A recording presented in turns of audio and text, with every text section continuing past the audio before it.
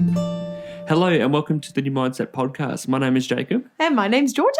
Today is pretty hectic. We're recording at about, what time is it? About 11 a.m. You've got to be at a drama theatre show, Wizard of Oz, at midday. So we're going to smash this out. It's a good topic, so we're going to bring a lot of detail. And I'm going to make sure that we're on time. That's my role. But how are you going today? Are you pumped? Yeah, you forgot the most important thing. And it is... It's my birthday. It's my birthday. I don't know where that started, how it started, but I'm just a lover of birthdays. Your birthdays. You love your birthday. Yeah, I love my birthday. We are very different. Yeah. Jacob wants to hide away and be not seen on his birthday, but on my birthday, everyone knows it's my birthday. Yes. And you're going to have like 100 kids today knowing it's your birthday. Yeah, it's the show. But you got a few gifts this morning. You got... Yeah, that was really nice. So your sister M came over to surprise you. You were still in bed because we had it wasn't even a sleep in. She came over real early. It was just a late night. She came over real early. Yeah. Like 6:30. Yeah. You got a few shoes? Yeah, I got some new shoes. I'm starting to collect some shoes. So yes. It's nice to have some green ones, which is nice. Yes. And thank you very much, new husband. Yes. Oh, and we got married. This is the first one that we're recording since we're married. Yeah, because we recorded we pre-recorded a heap before you got married in Japan. Yeah. But yeah, now we're back and we'll be doing a podcast purely about Japan and like what we learned, I'd say, in the future. On. Yeah. But yeah, to keep time to the minimum here. Yes. Yeah, how's my day? My day is good. Thank you for asking, Georgia. Yeah, no stress. I've got a lot of driving to do, picking up one of my siblings and then going to your show and then picking up Winnie tonight, grabbing your cake and all the things. Getting a cake? I'll get your cake. Oh, thanks. Yes, I'll grab it. But anyway, let's get into it. You've had this topic. You wrote this over the weekend. You're really keen. We were supposed to shoot this a few days ago, but we didn't. Yes. But it is called Building Yourself Back More Confident and Courageously. Yeah. So, what does this mean? Like, first, you wrote a point here.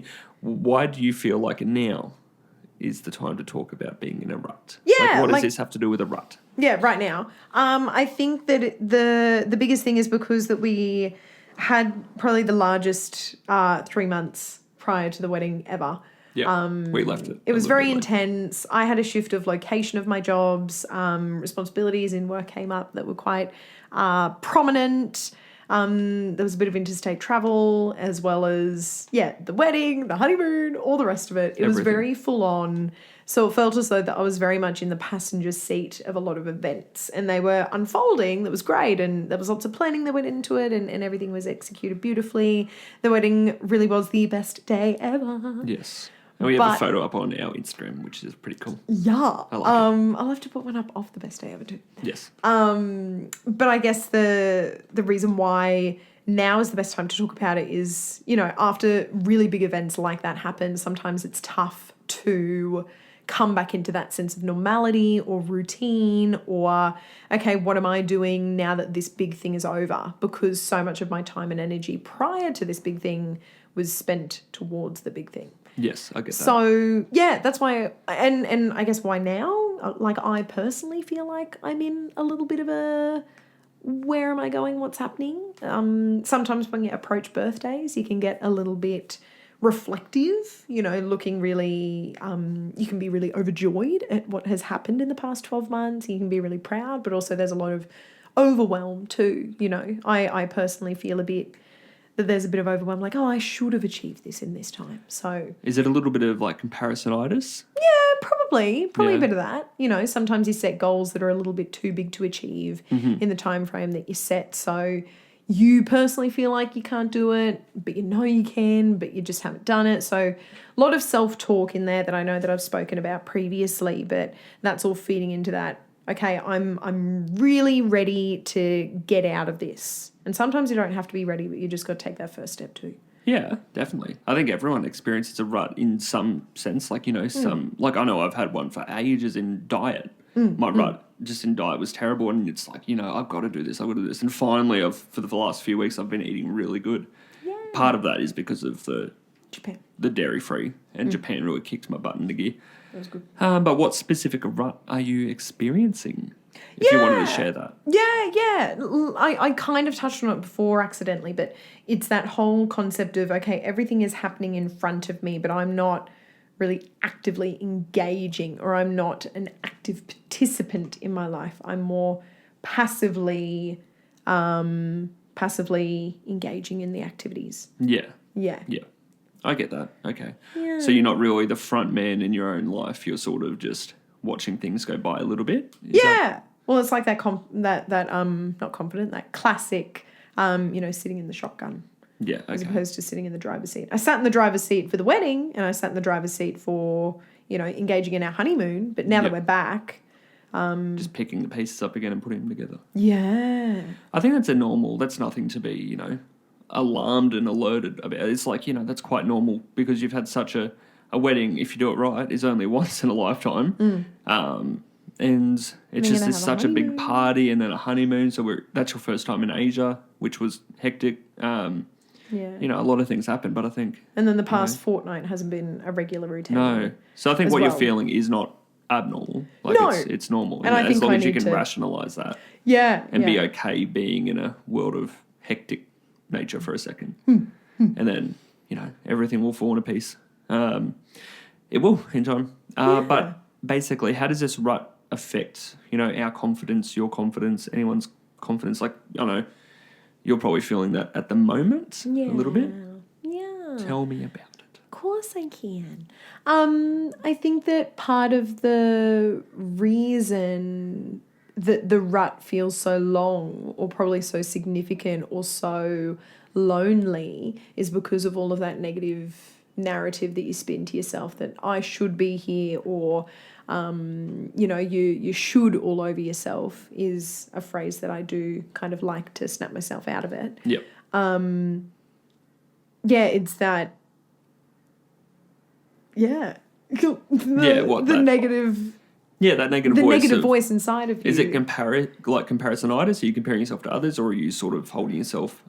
No, I think well, at least for me personally, and I know that there's people out there that are very achievement oriented, are like, okay, if I'm not achieving anything right now, what the hell is the point of it all? Yep. So the rut that I'm experiencing that's impacting my confidence is the fact that, okay, there isn't anything that I'm actually achieving right now. Yeah, okay. And sometimes it's that, okay, I just need to set a few parameters for that long-term gain, but short-term you can't see any improvements. That's what I got to kind of if you can step back a little bit and see that you've got this whole theatre show going on right now, and that's like, how is that not improving? Like, you're gaining more experience and working and, and things like that. Exercise and diet are improving. So if you just sit back and look at, you just got to shift your mindset a little bit, your perspective, I suppose. But I get where you're coming from. Like, it can feel, and then you beat yourself up over days and days, and all of a sudden now you've got this big dark cloud. Yeah. But that's the thing that really upsets me on, when you go online or on YouTube and you see day in the life of this, and these people make out to be these perfect human specimens of, I go to bed at 9 p.m. every night, I wake up at 3:30 and I have my coffee, juice, make my bed. It's like, no, that's bullshit. Yeah. It's like, that's what we are looking at. Well, if you're on social media and your algorithm puts you in that direction, then of course you're going to feel like, I should be doing that. I should be doing this. Yeah, and then that impacts that confidence level. Yeah, but it's just not, that's not real. That's not real one bit. Yeah, it's and you just got to remember that. Yeah, like, that's been, they haven't accounted for any of the human emotions. Yeah, there's absolutely no scheduled time to cry. No. That was actually a really Be happy. awesome There's none concept. of that. It's literally, they're robotic. Yeah. But yeah, you tell me what's your awesome concept. Well, there was one that I listened to in a podcast. That I think it was Simon Sinek. I think that's how you pronounce his name. And he was talking about, I really hope it was him anyway, talking about, okay, when your head is distracted in another thought, and this is something that I should probably really adopt, is you schedule that time to be worried and concerned about a concept later on in the day, so it doesn't take you away from what you're doing right now. And that's what also can, maybe in a rut, we can also put in the same category, spiraling out of control in terms of negative spiraling. Yep. You actually just put on a post-it note, okay, I'm stressed that the bill isn't going to get paid, by 5 p.m. today. Yep. Oh, that's probably a bad example. The bill isn't going to get paid by the end of the week. Yeah. But then you schedule that worry time at 7 p.m. You come back to all your post-its and you just acknowledge all of those feelings and those thoughts to have that in that moment rather than spiral you out of control in that moment when you initially thought of it. That was just, something interesting that sparked my mind when we were talking about it. Yeah, it's a good exercise. I think, you're not dismissing your feelings. You're actually prioritizing them, but you're putting them in a spot where you can meet them front on and in a healthy manner later down the track, opposed to shut up, I'm not thinking about you right now, you're upsetting me, you're annoying me, now I feel bad. Yeah. Because I shut into my own feelings. But I like that. It's like post-it notes. I know I tried that for a little bit on just reminders on my phone. And then I'd look at it at the end of the day and it's like, okay, let's now think about, this stressful event that's coming up this weekend that I was going to beat myself up this morning about, but I'm going to not beat myself up now because I've got the space and energy to provide it for it. Make sense? Yeah, I really like that. It's a good practice, I think. Yeah, I want to adopt that now. Write that down. You brought it up. I didn't bring it up. But what strategies can we implement? What other strategies, I suppose? Because that's one. Yeah. But what's some others that we can implement to overcome that judging, beating yourself up feeling? There is a classic, and I kind of I wrote this down with a bit of giving the flip side of it as well. But sometimes when we feel lost, journaling can be really positive for some people, but it can actually be quite negative for others. Yep. Because I heard this piece of advice that it was, if you're in a negative thought, trying to outthink the negative thought is actually fighting fire with fire, and you end up getting into a worse spiral. So some people who feel overwhelmed with a loss of direction might find it beneficial to do a bit of a mind map of where they're at, what they want to achieve, where they're currently at, where they want to go. That might help some people. But actually, the journaling concept might hinder a lot of people and make them feel even worse about the situation that they're currently at if they don't write it, if they write all of this stuff down. Yeah. So I was just going to say, finding something to just get yourself into a better frame of mind. So like going outside for a bit of a walk, even if it's flicking on your favourite song and having a bit of a dance party, just to shake your body out of that negative loop before you try and address and get a bit of a plan together. You don't want to get a plan together while you're beating yourself up. You want to get a plan together while you're in that frame of mind of, okay, this is where I'm at, but I want to head in this direction. We can do it. Yeah. Do you get what I mean? I get you. Yeah. Somewhat, I can relate to that by changing your perspective. Sort of changing your environment also changes your perspective. And I listened to Jocko Willink, and it's when he, what did I pronounce it wrong? Willink. Is it Willink? No, there's no. No, I thought I had it right the first time. Willink. Yeah. Willink? Well, either way. Willink. But he always talks about changing your perspective. He was like an ex-Navy SEAL, and he's really awesome to listen to for that. Yeah. But he always talks about, if you're in the middle of a forest, are you just going to spiral and sit there and, have all these bad thoughts, or you're going to take action? You just walk, at least walk, and now you're closer to getting out of that forest by just walking. Yeah, you should actually YouTube, and we can put it somewhere, maybe in our show notes. But the good, the little YouTube of the good. That is a good one. You'll understand what that means. That's a little bit off track, but I can find that. Oh, okay, sorry. It's not relevant. My bad. But I'll be able to find it. What's another one? Give us another one. The other one that I really loved when I kind of thought about this concept was one from a Netflix doco, Stutz. Very good. Such a good one if you're in a right frame of mind to kind of hear about all of these tools especially from a psychiatrist. If you're an artist.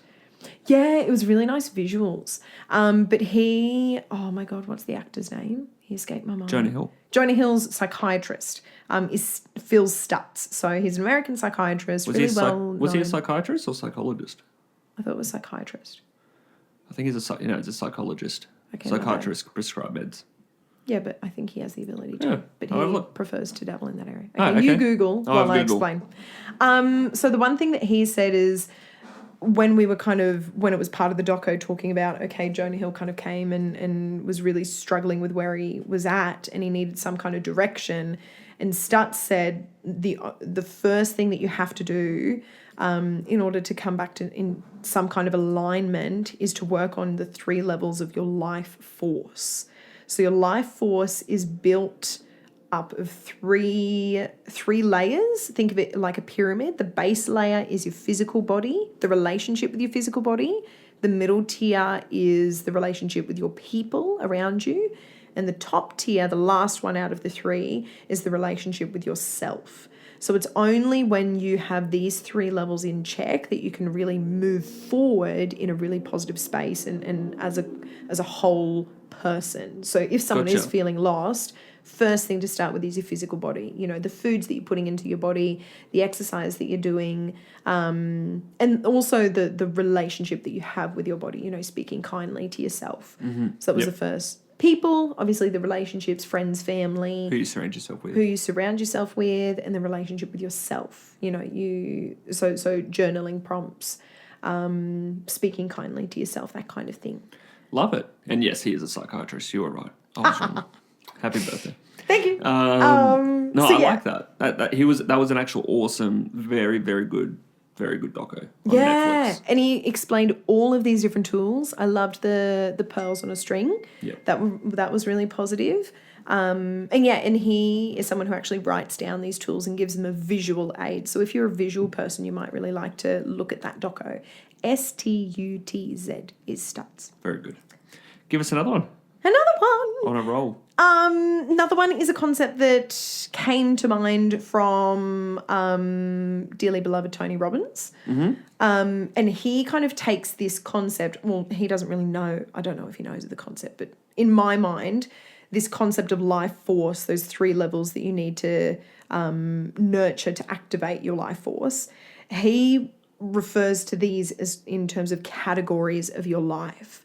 So I find this really beneficial when I've got 3 jobs plus a personal life plus relationships and all the rest. Sometimes I find it difficult of where to start and how to acknowledge each of those areas of my life. So every area of your life has a category and you give it a groovy title so that it sticks in your brain and it's really schmick. And you it allows you to look at your life from a bird's eye view. So you've got, relationship with your physical body. So I've got powerful princess is my relationship with my physical body. And then I've got, I think nurturing nutrition is like my internal, making sure my diet and my diabetes and my PCOS and all the rest of it, that's all in check. And then you've got your mental, your emotional awareness, your relationships with your new husband, with my friends, all of those areas. So I think I've got about 12 categories in total. But for me, who gets overwhelmed by oversimplifying, giving one title to each of the concepts is really, really groovy for me. So I really like that concept. Yeah. Yeah. I like it. So I guess, the idea of it is to look at what categories you have in your life and get really familiar on where you're currently at in those categories. Rank it from 1 to 10 where you currently are, where you'd like to be, and what the next step is from you to get from a 3 to a 4 in your, a category might be financial wealth. Mm-hmm. You might really want to be really good with your finances. The first step might be, getting a really clear budget in mind or a really schmick savings goal. Yep. So that kind of thing in each of those categories so that you're acknowledging all of the areas of your life rather than focusing on your finances and neglecting your body and relationships. Nice. I like those. Yeah. So that really works for me. There was a good range of, for someone out there who gets a little overwhelmed, maybe they can start off with the journaling. And then there was some where you need more detail and you want to be overwhelmed with chaos, really. Yeah. So that Tony Robbins one is a little more of a mind map, go down the page, fill it out sort of situation. I think I probably prefer... For me, that's not saying it's better, but for me, I would suit Stutz's model a little more because it's basic and it covers 3 very important areas. Yeah. Yeah, no, so true. But all of those are awesome. I like them. Yeah. So what are you actually going to do now that we've discussed it? And we know, we sort of know, we know the issue. We've discussed the potentials, but what are you going to put in place yourself? Yeah, I think I gave my categories of life when I went to a Tony Robbins event 12 months ago. Yep. I gave that a red hot crack, but I think I got really overwhelmed with the other areas of my life and trying to implement that in everyday life. Yep. But now that it is my birthday, a reflective time of the year, I'd love to give my categories another go. Yep. And add into that a concept called the 12-week goal, where you set a goal that you would traditionally set for a whole entire year and you really laser focus it for 12 weeks. So now that we're roughly 12 weeks out of the rest of 2024, I'd love to re-identify my categories of life, make them really nice and clear for me and so that they work for me, and then set a 12-week goal for one of those categories that I can stick to over the next 12 weeks. I love it. That's the dream. Yep. And I haven't done it that simply before. I've made it, believe it or not, I've made it more overwhelming in the past. So I think I can stick to it. I think, we always say your problem is maybe you've got a little bit of ADD, where it's like, but ADD mixed in with creative is where you want everything to be creative and this color and this font and this thing, but we all need a little bit of, formation. So with my journaling, I know what the table looks like. I know what the colours are every single day and I know where to fill it in, but you want to be a little bit off lead a little bit and do your thing. So you've got to find a way to make that work with your creative so you can enjoy it. But at the same time, and this will be another podcast, but maybe it doesn't have to be enjoyable. Maybe it's just something that you've got to do. Yeah, maybe. But we'll see. You've got your whole life to figure it out. Thanks. But I'm keen. That will be good once we have a website up, and if you find that works, we can just put down some models. Yeah. And those things I'll link in the description when I fill out the episode. Cool. Thank you. That is fine. But anything else to add on the end of that? You covered quite a bit there. I like it. Yeah, that was a lot. I don't think so. I think that, I think maybe in the combination of that, just trying to find some time to relax and de-stress before I engage in it. Before I engage in looking at those categories of life, making sure that I'm in a really nice frame of mind. Yeah. So I'm not going into it overwhelmed and stressed. Good. But I'm going into it really excited to design my life. Yeah, and I think anyone out there that's starting it, understand that being overwhelmed and beating yourself up, unfortunately, is a part of human experience, but it doesn't have to be. Mm-hmm. But you're not the only one going through it. Literally, you walk out, go to the city, or go for a drive. Everyone that you drive past has experienced it or is going to experience those feelings. Yeah. So you're not alone. Yeah, like in a sense, you're not special. Don't think that you're special in that way. Yeah. You're not the only one being experiencing these feelings. Because it's easy to feel that when, I know for me personally, when I've got anxiety, it's like, well, get over yourself. You're not the only one that's got anxiety. Okay. Yeah. Everyone else, a lot of people, everyone experiences it. Some people have disorders, some people. But anyway, don't think of yourself as special and beat yourself up because you're the only one going through it. Yeah. So true. It's just people aren't open about it because it's a tough thing to talk about. Yeah. So that's why we got the podcast. Yeah. But anyway, that was awesome. I liked it. Are you ready for a checkout question? Yeah, I'm ready. All right. So for people out there that don't know, we went to 3 theme parks in 13 days in Japan. That's so good. We're in a theme park for longer than 24 hours overall, I'd say. Yeah. Which was difficult. I loved it. Georgia My loved it. inner child was so happy. I'm so happy for you. Thank you. Happy birthday. Thank you. What character would you be? Like, I don't know. They're not mascots, but what character would you have been? Suit character is kind of what you call them. Suit character. Which one would, and at what park? Dressed up in a suit. Okay. Does it Pick the park first. Okay, the park. Which park would you want to work at all day? Ooh, that's tough. That's really tough. All right, I'll go Disneyland. Yeah, okay. Does that mean I can't pick Disneyland? Yeah, you can't pick Disneyland. Far out, you meanie. Okay. And I'm going to pick... You got to pick one that's tall, remember, because you're tall. It was really funny seeing the little minions run around, and there were actual adults in there. Like, how are you fitting in there? What was like a pick, like a water one at Disney? Was there a water ride at all? Just so I could be around water? No, that's Disney. What was the first one? What was the restaurant that we had that night? Pirates of the Caribbean. I'd be Pirates of the Caribbean. Jack Sparrow. That's not a mascot, though. No, but I'll make a Jack Sparrow mascot. Okay, so I could be around water. Yeah, cool. Because it's bloody hot in summer. We found it was out very the hard way. I think that I would be... I think you answered the question for me. I think I'd be in Universal Yep. as a minion. Okay. I think I'd be a minion. I think that'd be so much fun. Okay. That's what you're locking in? Banana. But I've still got to watch Minions. I Yeah. haven't seen it yet. they're cute. How dare you? How dare you? Yeah, no, that'd be awesome. Or I would be we didn't see them, but I'd be one of the dwarves Yeah, Snow White. from Snow White. Maybe like Dopey or something. Dopey. Or Angry. Or Grumpy, sorry. No, Grumpy. you'd be Dopey. You'd be Dopey. He'd be cute. All right, awesome. That was fun. That was a good checkout question. You enjoyed it? Yeah, no, I really liked Happy it. birthday. Thank you. It's my birthday. It's my birthday. Awesome. Well, thank you so much, everyone, for listening. We are now doing, our recorded episodes every week. So no more pre-recorded for a while, which is going to be good. Yeah. I didn't really like doing them being pre-recorded, but that's okay. No. All right, off to your Fresh show now. ideas. Yes. Off to your show? Off to my show. Let's get keen. All right, everyone. Thank you so much for listening. I hope you have an awesome day, month, year, everything. Yeah. Good boy. Love it. Bye. Boy. Bye.